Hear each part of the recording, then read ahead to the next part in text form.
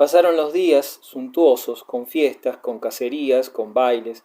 Inútilmente procuré reanudar mis mezquinos intentos junto a Julia Farnese, hasta llegué a pensar en un maleficio, en una ligadura.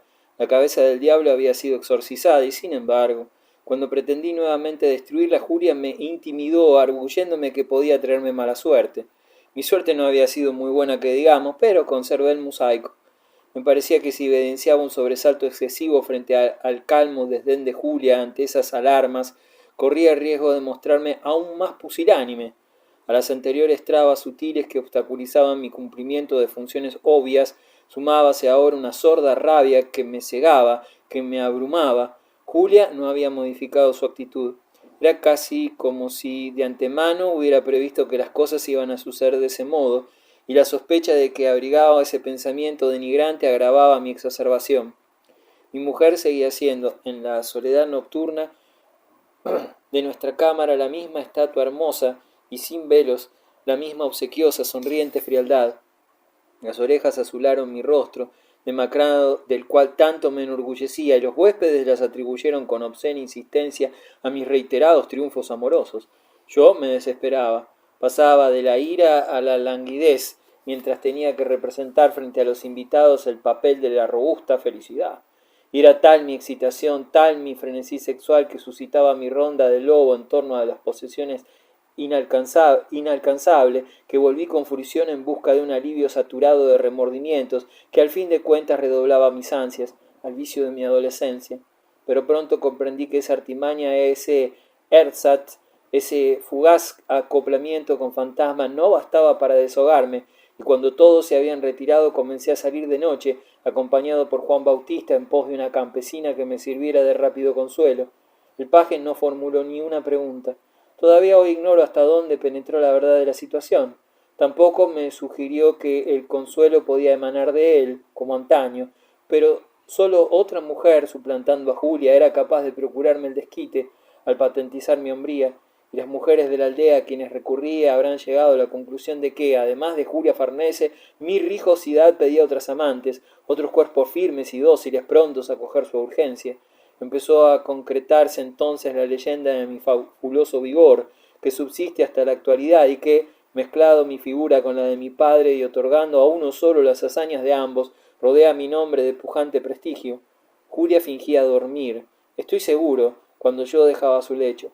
Quizá mi partida significaba para ella un descanso, y si yo era a su lado un mero pelele, junto a mis demás compañeras demostré insistentemente, cotidianamente, asusado, lo cual no deja de ser extraño, por mi nulidad marital y por el enardecimiento que me causaba el prohibido esplendor del cuerpo de mi mujer, que era, por lo menos en lo que atañe a la amatoria gimnasia, un Orsini, digno de la tradición centenariamente viril de la estirpe.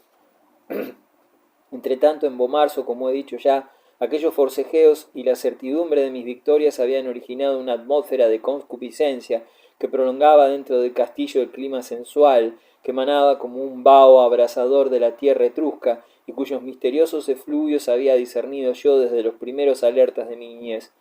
Renació, esquivándome la persecución de Juan Bautista por Pierluigi Farnese y Benvenuto Cellini, indignado a mi primo el bello Segismundo, y aunque carezco de pruebas al respecto, calculo que mi paje terminó sucumbiendo ante el tenaz orfebre. Violante Orsini, casada con el ilustre Sabelli, se entregó, según contaron después, al duque de Urbino y aun al abardero. Hipólito de Medici hizo cuanto pudo por abatir las virginales defensas de su adorada beldad. De Aretino no hablemos. El cardenal Hércules Gonzaga fue sorprendido en la galería de los bustos, exactamente entre el busto de Caracalla y el de Claudio, en momentos en que acariciaba los pechos de Lucrecia Farnese, la hermana retardada de Julia, como si tuviera en sus manos una escultura más. Tal era la impavidez ausente de la pobre de espíritu, y aunque el asunto trascendió, el padre y los hermanos de la niña prefirieron probablemente echarle tierra, porque no convenía incurrir en la hostilidad del clan de Mantua por una tonta.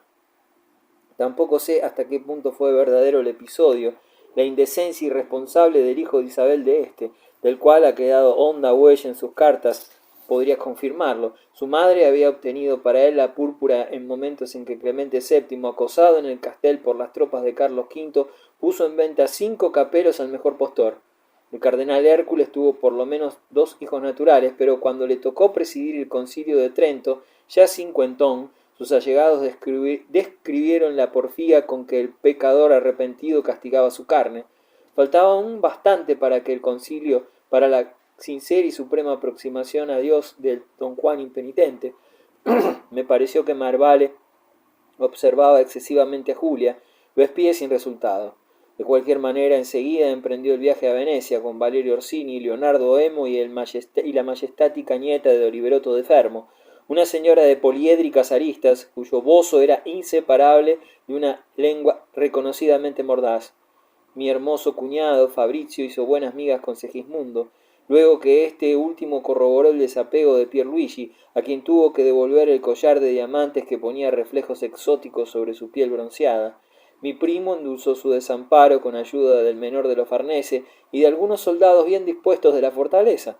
La mujer del bufón pelirrojo, la loca, continuó alborotando hasta que no hubo más remedio que encerrarla. Al amanecer sus gritos salvajes me estremecían, como los de un ave agorera en el lecho que compartía con Julia.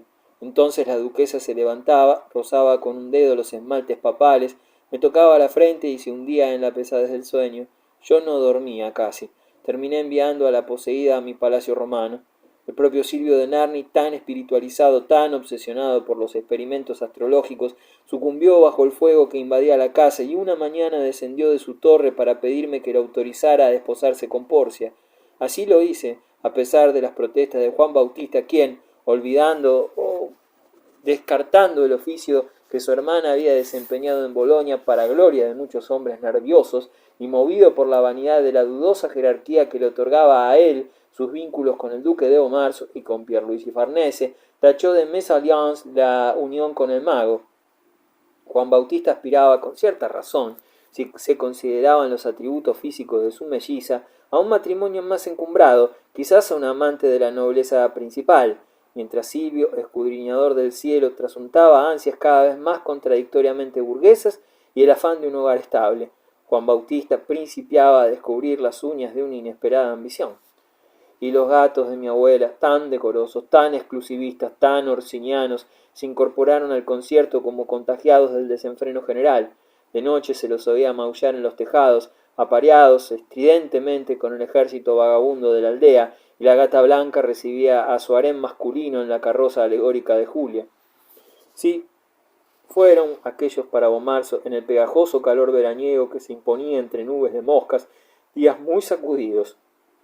El aparato mundano continuó en pie, como si nada extraordinario aconteciera, porque nos reuníamos en colaciones gárrulas, gozando de los sitios pintorescos, o, de tarde, inventábamos difíciles juegos de ingenio en los que triunfaba la picardía de Isabel de Este y la desfachatez de Aretino, o bailábamos haciéndonos reverencias con las faldas y jubones, como si fuéramos unos pájaros saltarines que oscilaban y canturreaban en la fronda de los tapices áureos, pero no bien caían las sombras y la luna despertaba antiguos monstruos, el contenido frenesí se apoderaba nuevamente del castillo. Aquellos príncipes y artistas alterados, Gonzaga, de la Rovere, Farnese, Cellini, eran capaces de disponer con un relámpago de aceros de la vida de sus congéneres. El obispo de Saona, que harto lo sabía, rezaba sin cesar para que se apaciguara su efervescencia.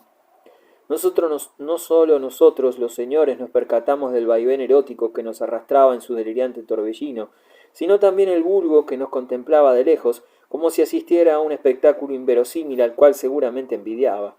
En el villorrio cada uno se las arregló como pudo para participar de la contagiosa embriaguez que difundieron la soldadesca y las servidumbres, y cumplido el plazo que fijaba esa ordenada evolución, me tocó apadrinar en Beaumarchais numerosos bautizos que complicaron la modesta economía del vasallaje y me obligaron a multiplicar las gratificaciones. La fábula de las orgías y los escándalos de Beaumarchais comenzó a cundir y llegó a Roma, soplada, inflamada e henchida hasta que los últimos huéspedes partieron. Cuando Aretino se despidió de mí, me costó defender de su avidez las copas bizantinas que me había obsequiado Valerio. Entonces tornó a afirmar su imperio una paz ficticia. Hubo paz para todos menos para mí. Mi nonagenaria abuela, espantada de los comentarios de sus damas, cuchichados en el aletear de los ventalles, y habrá que atribuir su puritano repudio a la alta vejez, pues había convivido con los Borgia. Volvió a bajar al jardín, abandonado su alcoba, su celda, como si quisiera retomar después de la borrasca en sus nudosas manos las riendas perdidas. Me cruzaba con su silla que conducían 2 lacayos en los senderos que bordeaban las rosas, y ella me miraba de hito en hito. Julia oteaba la campiña hacia donde había desaparecido dentro de una nube de polvo el séquito de sus parientes, y yo entrecerraba los párpados, robado de mi secreto por la sapientísima Diana Orsini, y simulaba estar absorbido por pensamientos graves, como corresponde a los duques. Un médico, un psicoanalista actual, gente de experiencias, de libros, de teorías, podría explicar probablemente con facilidad o con dificultad qué era lo que me pasaba, qué exactas, delicadas, mínimas y tremendas ruedecillas habían entrado en juego y habían puesto en marcha el mecanismo de mi inhibición frente a Julia.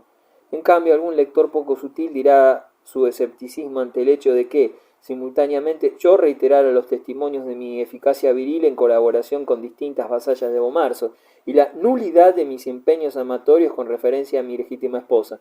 No me adentraré demasiado en el análisis del problema y me limitaré a repetir que las cosas sucedieron de ese modo. Solo subrayaré para el lector escéptico la circunstancia de que mis triunfos se lograran sobre gente de categoría subalterna, unida a mí y a los míos por siglos de obediencia, y que era como una proyección humana de esa tierra leal de Bomarzo que nos servía desde la penumbra medieval, esa tierra incapaz de traicionarme.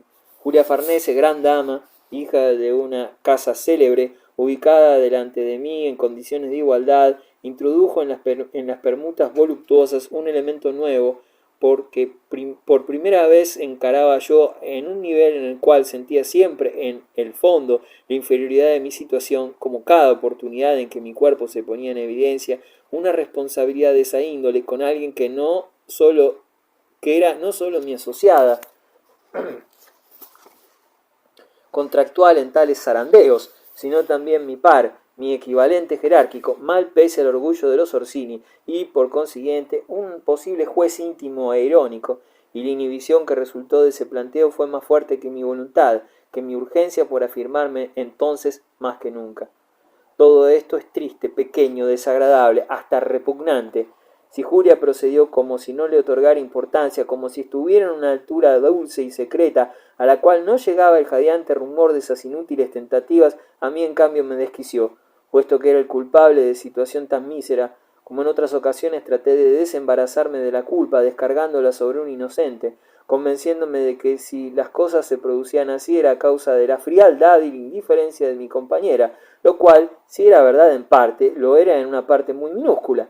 Me dediqué, pues, a vejarla, como si me vengase de un agravio que no existía en realidad, y puesto que mis engaños con modestas campesinas de Bomarzo, que Julia no podía ignorar, la dejaban insensible, eché mano del recurso más aparatoso y ofensivo que me facilitaban Juan Bautista y Segismundo. Ya no me separé de ellos a las horas del día en que familiares y criados atestiguaban continuamente en el castillo y en el parque la singularidad de nuestros contactos.